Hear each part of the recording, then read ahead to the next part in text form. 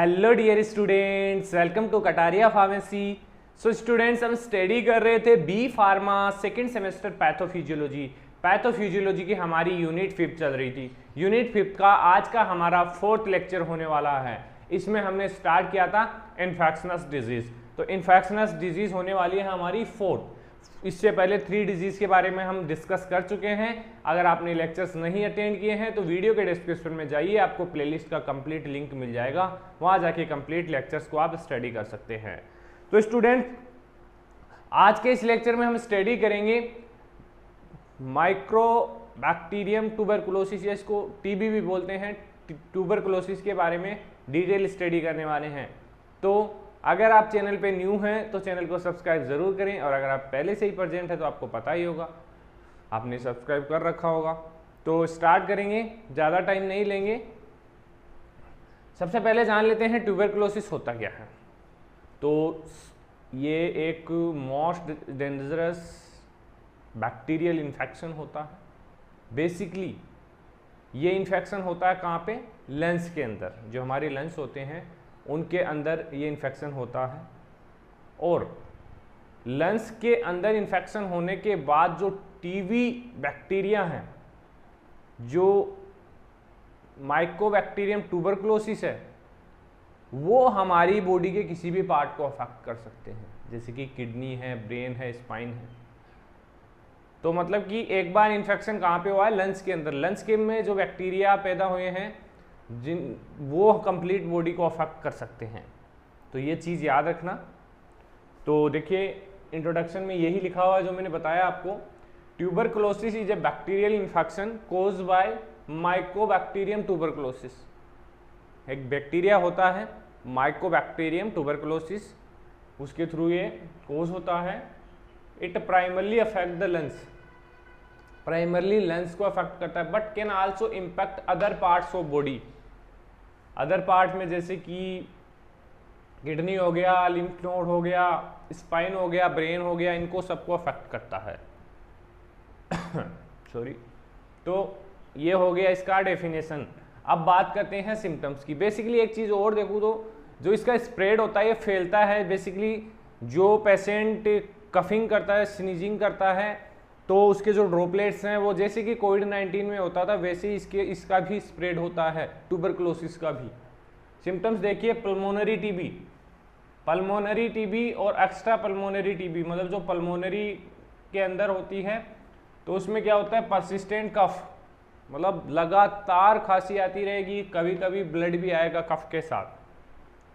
Chest pain, fever, chest pain होगा, fever होगा, night sweat, night के टाइम बॉडी में स्वेट आएगा, वेट लॉस होगा। तो ये सिम्टम्स है पल्मोनरी टीबी के। अब एक्स्ट्रा पल्मोनरी टीबी के सिम्टम्स हैं। Symptoms very based upon affected organ, जैसे कि कौन से ऑर्गन को अफेक्ट कर रखा है। एक्स्ट्रा मतलब ये हमारा पल्मोनरी सिस्टम में हो गया, लंग्स में हो गया, बाकी अदर पार्ट में जैसे कि लिम्फ नोड में है, या किडनी में है, या स्पाइन में है, ये डिपेंड करेगा इनके सिम्टम्स, अलग अलग सिम्टम्स। तो ज़रूरी नहीं है कि जो टीबी बैक्टीरिया है, माइकोबैक्टीरियम टीबी बैक्टीरिया, वो लंग्स को ही अफेक्ट करे, हमारी बॉडी के किसी भी पार्ट को अफेक्ट कर सकता है। ये चीज़ याद रखना। बात करेंगे डायग्नोसिस की। डायग्नोसिस में सबसे पहले स्किन टेस्ट करवाएंगे, check for reaction of TB protein. TB protein की कोई रिएक्शंस तो नहीं है, उसको चेक करेंगे। Second, blood test to detect immune response to TB, कि इम्यूनिटी का क्या रेस्पॉन्स आ रहा है टीबी के अगेंस्ट में, तो ब्लड टेस्ट कराएंगे। इसके अलावा chest x-ray show lungs damage, कि लंग्स में कितना डैमेज हुआ उसको शो करने के लिए लंग्स एक्सरे करवाएंगे। Last, sputum test. स्पुटम क्या होता है? जो कफ आता है उसको स्पुटम बोलते हैं। Examine mucus from the lungs for bacteria, bacteria को आइडेंटिफाई करने के लिए म्यूकस को आइडेंटिफाई किया जाएगा, एग्जामिन किया जाएगा। तो ये हैं डायग्नोस्टिक टेस्ट फॉर ट्यूबरकुलोसिस। अब बात करते हैं ट्रीटमेंट की। तो ट्रीटमेंट में फर्स्ट लाइन जो ड्रग्स होती हैं, फर्स्ट लाइन ड्रग्स आप अभी नहीं समझ पाएंगे। फर्स्ट लाइन ड्रग आप समझेंगे जब फार्माकोलॉजी आप स्टडी करेंगे, तो आपको first line, second line, third line, ये जो ड्रग्स हैं उनके बारे में स्टडी करवाया जाएगा। तो अभी यहाँ पे हम डिस्कस नहीं करेंगे, बस इतना बताएंगे। फर्स्ट लाइन ड्रग यूज होती हैं टीबी के अंदर, include a combination of antibiotic, जैसे कि isoniazid, rifampin, ethambutol and pyrazinamides, these are all TB medicines जो यूज़ होती है कॉमनली। ड्यूरेशन मतलब कि जो इसकी थेरेपी चलेगी वो बेसिकली 6 to 9 मंथ तक चलेगी। Therapy is required to ensure complete eradication and prevention resistance, मतलब कि कंप्लीटली इसको प्रिवेंट करना है तो 6 to 9 मंथ का कोर्स आपको लेना पड़ेगा।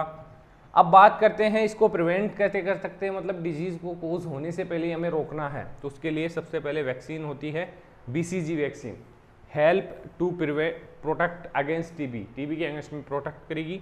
अवॉइड क्लोज कॉन्टैक्ट को अवॉइड करें अगर कोई इन्फेक्टेड पर्सन है तो with people who have active TB. Early treatment मतलब पहले ही ट्रीटमेंट करवाना है, help stop spread and prevent complication, जो भी स्प्रेड हो रहा है इसको रोकना है जिससे कॉम्प्लिकेशन से बचा जा सकता है। तो ये है कुछ प्रिवेंशंस के टाइप। तो आई होप ये आपको समझ में आया होगा।